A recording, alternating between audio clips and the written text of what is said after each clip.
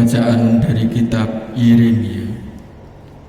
Beginilah firman Tuhan, sesungguhnya waktunya akan datang bahwa aku akan menumbuhkan tunas adil bagi Daud. Ia akan memerintah sebagai raja yang bijaksana dan akan melakukan keadilan serta kebenaran di negeri. Dalam zamannya Yehuda akan dibebaskan dan Israel akan hidup dengan tentram, dan inilah nama yang diberikan orang kepadanya, Tuhan keadilan kita. Sebab itu beginilah firman Tuhan, waktunya akan datang bahwa orang tidak lagi mengatakan demi Tuhan yang hidup, yang menuntun orang Israel keluar dari tanah Mesir, melainkan Tuhan yang hidup yang menuntun dengan membawa pulang keturunan kaum Israel keluar dari tanah utara dan dari segala negeri kemana Allah telah mencerai-beraikan mereka, maka mereka akan tinggal di tanahnya sendiri. Demikianlah sabda Tuhan. Kiranya keadilan berkembang dalam zamannya, dan damai sejahtera berlimpah sampai selama-lamanya. Kiranya keadilan berkembang dalam zamannya, dan damai sejahtera berlimpah sampai selama-lamanya. Ya Allah, berikanlah hukum-Mu kepada raja, dan keadilan-Mu kepada putra raja. Kiranya ia mengadili umat-Mu dan berkeadilan, dan menghakimi orang-orang-Mu yang tertindas dengan hukum.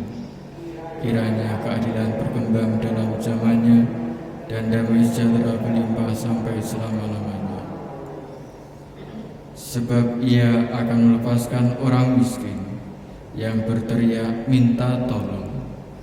Ia akan membebaskan orang tertindas dan orang yang tidak punya penolong. Ia akan sayang pada orang yang lemah dan orang yang miskin. Ia akan menyelamatkan nyawa orang bapa. Kiranya keadilan berkembang dalam zamannya, dan damai sejahtera berlimpah sampai selama-lamanya. Terpujilah Allah, Tuhan Allah Israel. Hanya Dia yang melakukan perbuatan ajaib.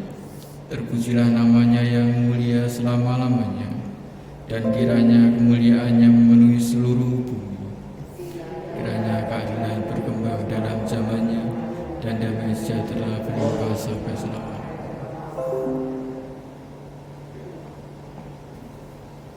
Haleluya, haleluya, haleluya.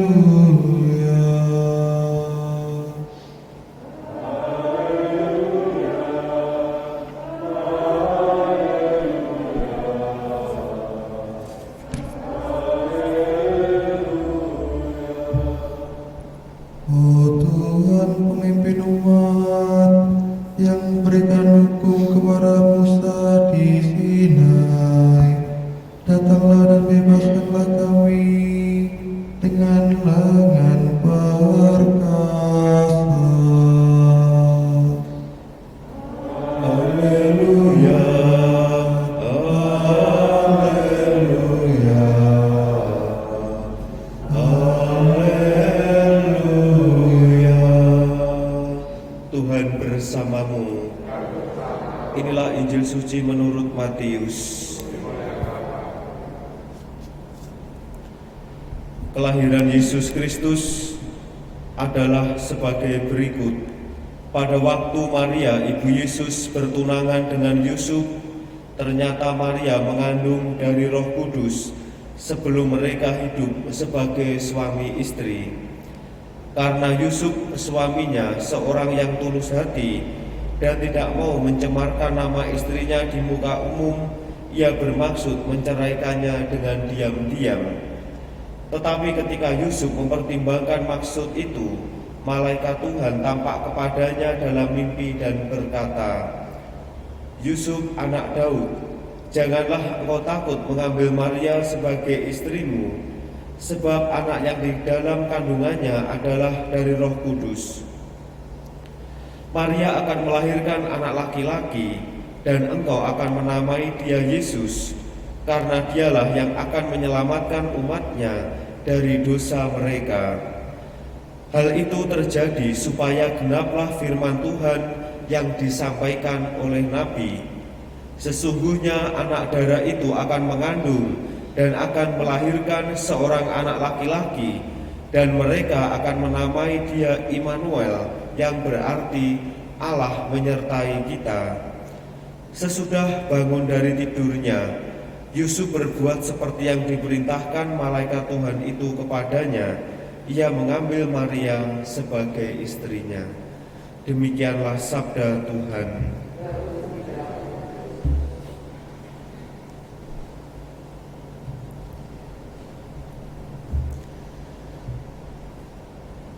Saudara-saudari yang terkasih,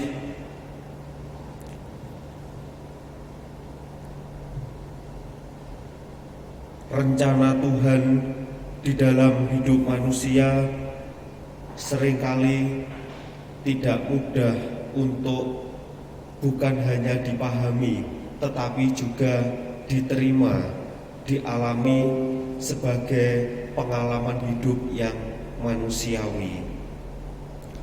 Itulah yang dialami oleh Yusuf dan Maria secara khusus di dalam pengalaman, bukan hanya pengalaman manusiawi, tetapi juga adalah pengalaman imannya, di mana mereka dipilih oleh Allah, dilibatkan di dalam karya keselamatan melalui peristiwa mengandung dan kemudian melahirkan Yesus yang nantinya akan menjadi sang juru selamat. Pengalaman yang dialami baik oleh Yusuf dan Maria merupakan pengalaman-pengalaman yang membawa konsekuensi tidak mudah di dalam sudut pandang manusiawi. Bagaimana mungkin mereka belum berkeluarga?